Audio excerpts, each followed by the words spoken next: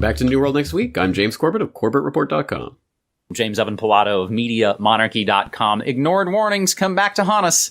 We've got that story plus some long-awaited good news. But first, the story heard round the world. General Michael Flynn resigned as Donald Trump's national security advisor after weeks of speculation over his links to Russia turned into days of reporting on the contents of his calls with the Russian ambassador and a day of intense pressure over whether the president could continue to back his pick. Transcripts of intercepted calls between Flynn and Russian ambassador to the U.S., Sergei Kislyev, as described by U.S. officials to various news outlets, showed the two had discussed sanctions ahead of Trump's inauguration when Flynn was part of the transition team, but not in post as national security advisor. Transcripts of intercepted calls. I wonder who did that. So Flynn's 24-day run on the National Security Committee was the shortest stint in history.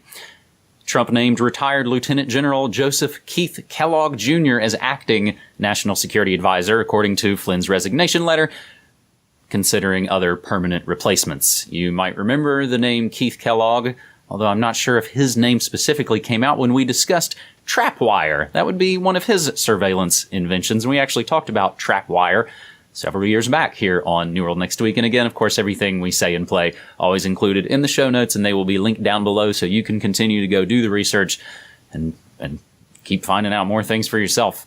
So Mike Flynn may be charged with violating, I saw these words in the news, and James, you and I, and probably lots of other people, tweeting it basically at the same time when we heard the Logan Act.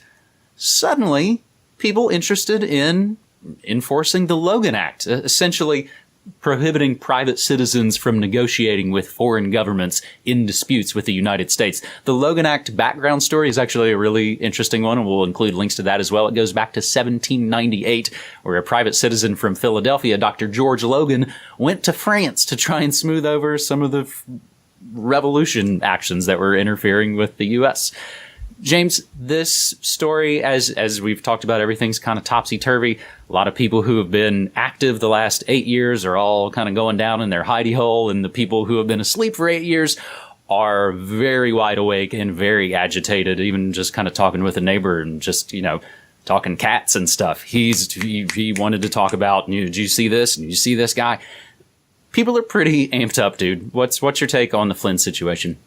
Well, everyone's amped up, and both people on both sides of the spectrum are looking at the wrong issues and thinking of it in the wrong way. It's interesting, as you point out, yourself and myself, and I'm sure many other people in the alt media are seeing Logan Act and alarm bells ring, because the other side of that is, of course, Bilderberg and groups like that are themselves a violation of the Logan Act, and every U.S.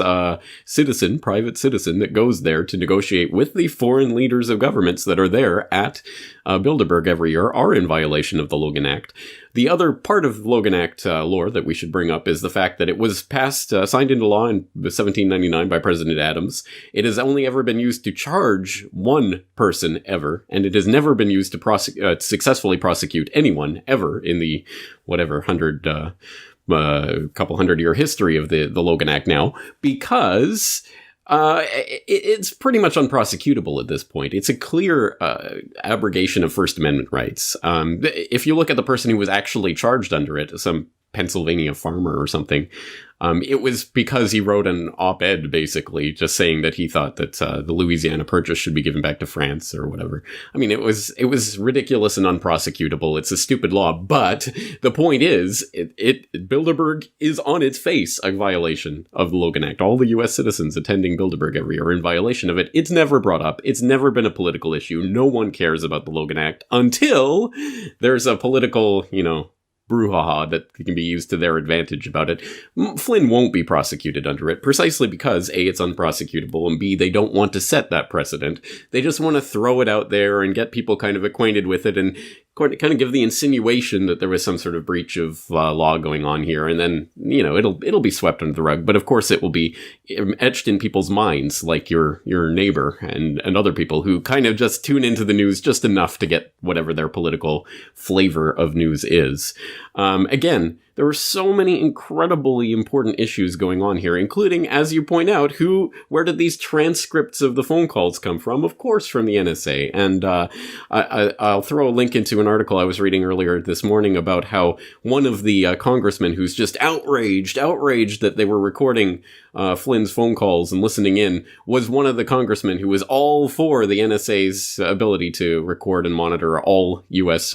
Anyone's phone calls, right? It's all fine, except until it's one of the people in the government. Who would have ever thought? Except the people who have been pointing out, like myself and yourself and others for years, this is the power. This is the real power in government. It isn't the elected officials that you tick a box for. It's the people who are listening in on their phone calls and transcribing everything they're doing. And the people with that access to that power have the blackmail power over the ostensible government. So this story touches on so many important things, none of which are going to be covered. It's all going to be about, it's Trump and Russia and all of this, and they're going to spin it away from the really important bedrock issues here. And no surprise there is the craziness just ratchets up and people just get swept away with it. And there's a lot to get kind of swept away. James, you and I were kind of joking off mic beforehand. Our friend Morgan Lesko, I remember just after the election, kind of created a graphic and had a tweet playing on, you've seen the airplane things where it says, put your own oxygen mask on first before you try and administer help to anyone else. Morgan basically said, hey, everybody calm down. Make sure you adjust your own kind of personal, emotional, spiritual self before you go out and try and help all kinds of other people. So I think that's some pretty good advice on this New World Next Week episode number 298 for February 16th, 2017. Our second story this week, I think, is another one that we can look at as blowing up in our faces. A never-happened-before event. As the Oroville Dam drains, a problem remains. You may have heard about massive possible breach of a dam in California. 200,000 people were evacuated at some point. Now, I think that order has been lifted, and the immediate, fears have kind of subsided. But the background on this, and then I'll kind of extrapolate why I think this is important. The Mercury News reports that more than a decade ago, federal and state officials and some of California's largest water agencies rejected concerns that the massive earthen spillway at the Oroville Dam, at risk of collapse and prompting evacuations, could erode during heavy winter rains and cause a catastrophe. People warned about this 12 years ago, James.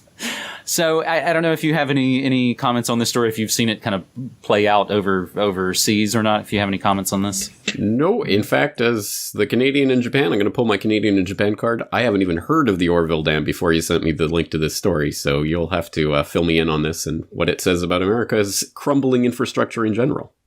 Honestly, I hadn't heard of it by name either until, the story really started.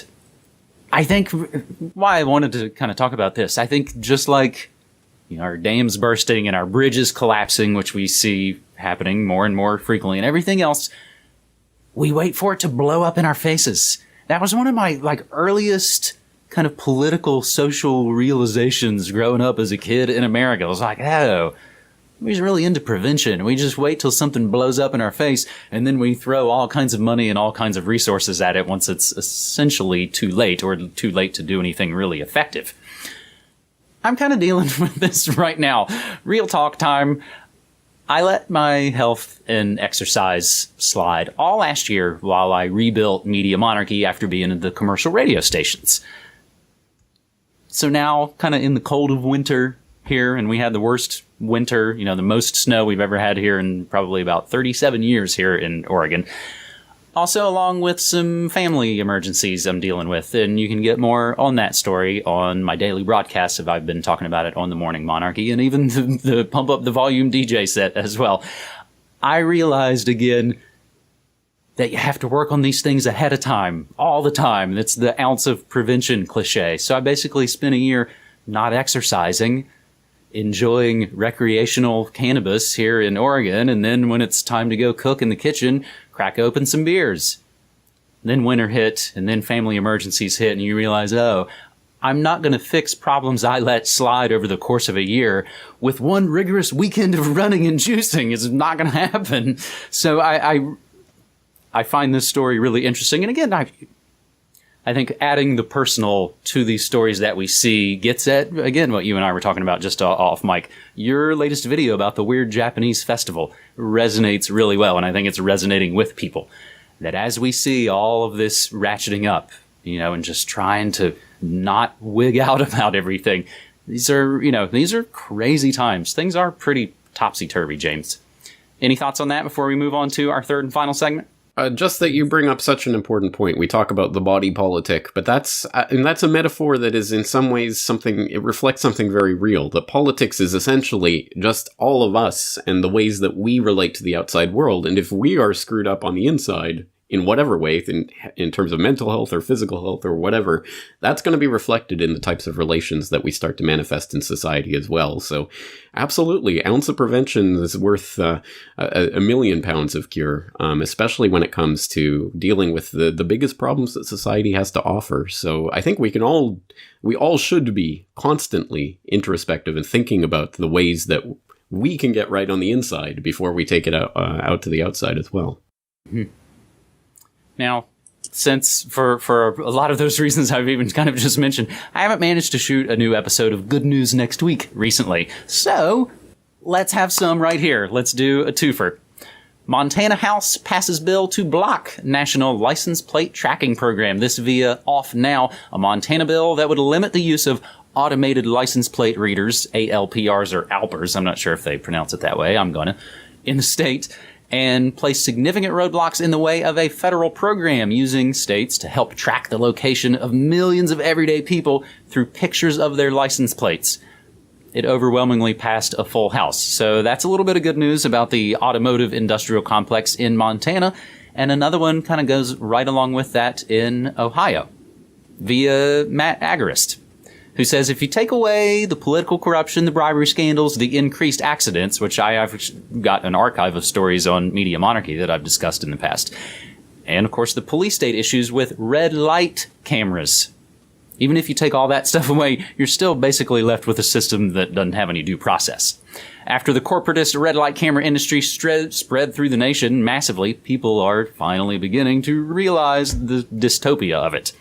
After they woke up to the fact that their, of course, due process had been removed by Opto-Traffic, a private vendor allowed to extort citizens with the blessings of new Miami, Ohio politicians, the people fought back in the form of a class action lawsuit. Court finds speed cameras unconstitutional, and the extra bonus kicker forces the city to repay all the tickets. So that's a nice little late Christmas present there, James. I know you had tweeted out the story about the Montana National License Plate Tracking Program. I like to add the red light cameras to it as well, James. Well, good news stories indeed. And if people haven't checked out the Montana story, I will suggest they do so at offnow.org. That is from Michael Meharry, who I've had on the program a couple of times. We talked, for example, about the Nullify NSA campaign that they were running, and they're highlighting some of these legislative successes. And as someone cynically notes on Twitter, since when does making something illegal ever stop them from doing it anyway? Exactly right, that's true, but it is good to have this codified in law so that at least people can be prosecuted when they inevitably find to have been breaking the law. But the point, I think, ultimately behind this is that it has to do with people's mindset. You're right, people have just accepted it or were indoctrinated into it, red light cameras is just the new normal, so now let's just put up with it. Or, okay, so they have these automatic license plate readers that they've been using to track everyone's cars for the last 8 years, and they're just now telling us about it. Oh, well, I guess it's a fait accompli, nothing you can do about it. Now, I think the point is to combat that mentality. Again, it's about getting right on the inside and realizing that you are an independent, individual, free human being. And when you act and think and exude that from your very being, it makes a difference in the world. It really does. And if we just go along with it, I guess it's the new normal, what are you going to do? The system's rigged. Then you're already defeated on the inside. And that's the most effective form of slavery, really. I have actually, that even hits to, I think, what would be a great way to wrap up this episode. In the past, when I've had anxiety issues, Mom's always quick to bust out a Bible verse for me that basically says, we weren't made to be a bunch of weak-willed wieners. We were made with strong bodies and strong minds, and we are meant to do, just as you said, exhibit that and be strong and be powerful and be loving and be open with everybody. If that one's too Jesus-y for everybody, another good one from Napoleon Hill basically says, everybody is what they are because of the dominating thoughts which they let, permeate their mind, occupy their mind. So even if, as you said, on Twitter, it's like, when has laws ever stopped criminals from doing things? If it gets people who, like you were saying, sort of go along to get along and go, oh, well, whatever, what can you do? If they start to think about it and go, oh, they removed them? Why? They're unconstitutional? And then hopefully that gets that ball rolling. I think that's a great way to wrap up this episode 298 of Good News Next Week. Always want to remind you to subscribe to the shows and to please support our work. We are completely independent, non-commercial, alternative outlets. We're not fake news. We're not funded with weird clicks. None of that garbage. You've never seen ads or pre-rolls on any of our stuff in the nearly combined... Geez, James, can I say that you and I have been doing this for a combined almost 20 years? I suppose so. A combined 20 years of experience. We should add that to the tagline. That's pretty good. It's weird. I don't remember weak-willed wieners in my version of the Bible. Maybe that's not. Maybe that's one of those new translation things. It wasn't in the King James version. Get the kids into the Bible. All right. Excellent stuff, James. Thank you again for 3 stories. Looking forward to it next week. Thanks, buddy. Take care.